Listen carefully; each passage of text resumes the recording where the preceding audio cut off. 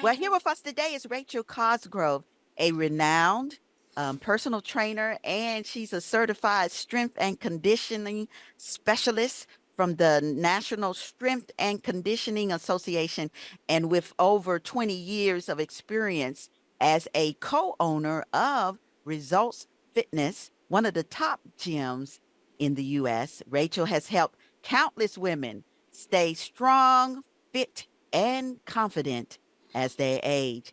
She holds other certifications, including Olympic weightlifting and the triathlon coaching. Rachel Cosgrove is the author of her book, Age Strong, A Woman's Guide to Feeling Athletic and Fit After 40, which is a comprehensive resource for women looking to maintain their strength and vitality as they grow older. And so today, Rachel is with us to share her personal journey, discuss her book, Age Strong, and explain her proven approach to strength training, and she will also highlight the benefits for women over 40.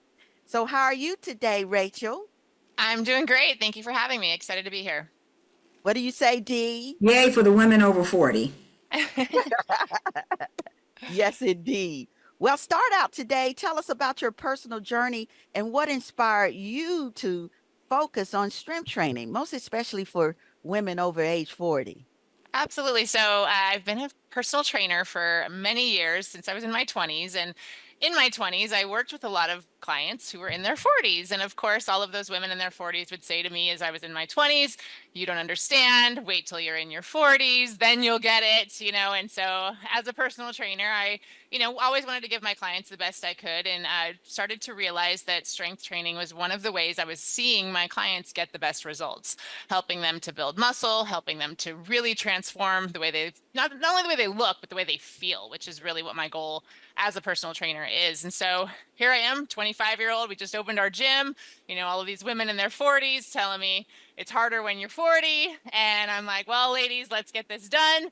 Helped coach them. And I watched as they, over the years, have gotten in better and better in shape, gotten fitter, stronger, healthier, and many of them reaching their peak health and fitness in their 40s, their 50s, their 60s, and beyond. And so now, 25 years later, we've had our gym open, and I am now approaching 50 in my 49 and 50 next year in March. So, of course, we actually have a lot of the same women still at our gym. So it's been really cool because I've actually been able to be a part of their journey for the last 25 years. And so all of these women who were in their 40s when they joined our gym are now in their 60s, some even in their 70s.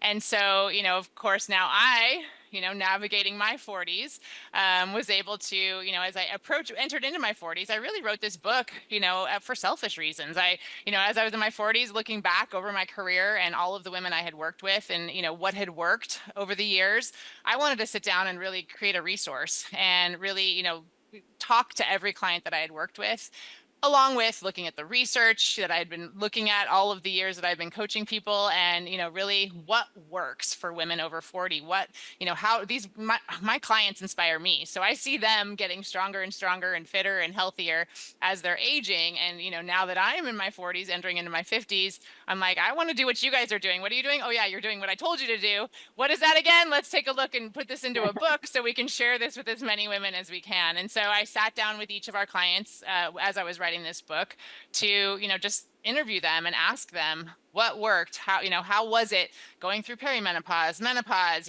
now that, you're like, in my 20s, I didn't quite understand. Now I get it a little more as I'm in my 40s. So, really being able to sit down and talk to them and them, really sharing all of their stories of, getting through, but like adding strength training in is one of the key components to really making sure that you age gracefully, right? That you age able to do, and it's not even about how you look, it's about what you're able to do. And so helping women to really get the most out of the second half of their life, act two, is, what I want to help them to do, because I've seen women who have done things they never thought they'd be able to do, as they are in their 40s and their 50s and as they continue to age. So that's where the book came from. That's really what it's all about. And that's also, like I said, it is partly for selfish reasons, but also because I want to share what's working with as many women as I can. Well, that's wonderful to hear.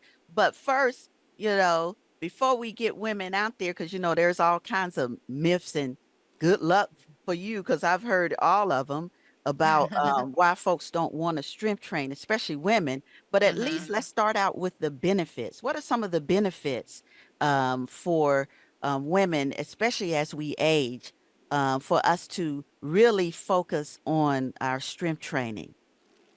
So by prioritizing strength, I think a lot of women, as they enter into their 40s, you have two paths you're going to end up on. You're either going to end up on the path of starting to lose muscle, starting to atrophy, starting to get weaker, and really starting to lose the ability to do some of the things that maybe you took for granted, when you were younger. And, that's some of the stories of some of our clients when they joined our gym were realizing, like one client, she went to go pick up her grandkid and was going to walk up the stairs. She was actually in her 50s when she joined our gym, was going to walk up the stairs and realized she didn't feel confident enough that she had the Mhm. balance to be able to hold her grandbaby and walk up the stairs. And that was like her aha that, oh my gosh, like what happened? Like, this isn't how I want to live. I want to feel confident that I can pick up my grandbaby and do whatever, do what I need to be able to do and take care of my family and, be able to do the things I want to do in life. And so that was her like turning point that she came in and hired us. And she was athletic her whole life, but, as she got into her 50s and had some injuries and things, had started to head down the path of losing that, losing muscle, losing strength, losing her balance, not feeling confident with doing the things that she used to be able to do. And so that path, or, we start to strength train and start to get stronger and start to improve our balance, start to improve our power. As we age, we're going to lose power, we're going to lose balance, we're going to, lose strength if we don't do something about it. So really, deciding that you're going to head on the path of getting stronger and fitter and being able to do the things you want to be able to do. So that's one of the biggest benefits of strength training is, being able to take control of being able to do the things you want to be able to do. In addition, it helps with decreasing your risk of diseases. So everything from osteoporosis, to heart disease, diabetes, all of the, many different diseases, even, Alzheimer's, right? So there's things that you can really avoid having. You can, set yourself up to be less likely to get these diseases by prioritizing strength training. In addition, I feel like it's one of the most empowering exercises you can do when you're able to lift more weight each time you go into the gym and feel yourself getting stronger. It just changes the whole way you approach life. So, seeing the women that we work with get confident and really approach life in a different way, knowing that they're able to do the things they want to be able to do. So, and then, of course, metabolism. So building muscle increases metabolism. So it helps to burn more calories. I know a lot of women complain as they get into their 40s and their 50s that it's harder to lose weight, or, they have belly fat they didn't have before, or their body feels different. And so if you shift your priorities from doing cardio only or just going for a walk to hitting the weights and really strength training as a priority, you're going to notice that your metabolism is going to increase. You're going to build muscle, you're going to burn more calories, and you're going to actually feel better as you age. All right. So I have my question though, going back a little bit, was there something initially that inspired you to start doing that? I mean, we can go down any pathway we want to when we're growing up. Did you have weight issues growing up, or were you an athletic kid, or was there somebody in your family that you looked at and you said, well, I want to do that? So historically, what made you put you on that pathway when you were in your early 20s of doing this? Sure. So my family does struggle with obesity. And so I grew up in a family that weight has always been an issue. And it's, my mom, my sister, my brother still to this day struggle with their weight. And so, they're basically seeing that and seeing, how much I wanted to figure out. I also was a dancer. So I grew up, I got athletic. My dad did introduce me to the gym young, I started getting into fitness, started getting into dance, and I never had the dancer's body. So I, always had shorter legs, longer torso, never quite, looked in the mirror and went, I don't quite look like these girls. And so really wanted to try to figure out what was the best way for me to change my own body, and did really go on my own journey of trying to figure it out. Became an aerobics instructor, did hours and hours of cardio, hours and hours of aerobics, and really didn't see my body change until I started to lift weights and started to seriously lift weights, and really, make that my priority. So I've even done, I've, over my career done Ironman triathlons. I've done the endurance. I've done the long distance and the cardio. And whenever, the times when I'm really prioritizing my strength training is when I see my body change. It's when I feel my best. It's when I, really am injury free. And so, finding that balance of, making sure that strength training is a priority over my lifetime. And then wanting to share that with all of the other women in my life. Well, I see on here that you were a Olympic weight lifting person. So how did that whole thing go? So yeah, Olympic weightlifting is if you guys have watched the Olympics when they do weightlifting, Yeah. there's the clean and there's the snatch. And Yes. so those are all Olympic lifts, which we do coach, and we teach women how to do those lifts. So I did take the Olympic weightlifting certification so that I could become a certified weightlifting coach. So I could teach some of the lifts to my clients and myself to, really be able to master some of those full body lifts. And that's, I think, a lot of women don't realize what it takes to build muscle. I think a lot of women are scared of building muscle. They're like, oh, I'm afraid I'm going to bulk up, or, I don't want to lift too heavy. And really, it does take a lot more than you think to build muscle. And so you do have to put a demand on your body that it's not used to. And so exercises like Olympic weightlifting are a great way to really put a demand on your body that it's not used to, working your full body, core, upper body, legs, everything, and really getting the benefits from those exercises. Well, I keep trying to to teach muscle health.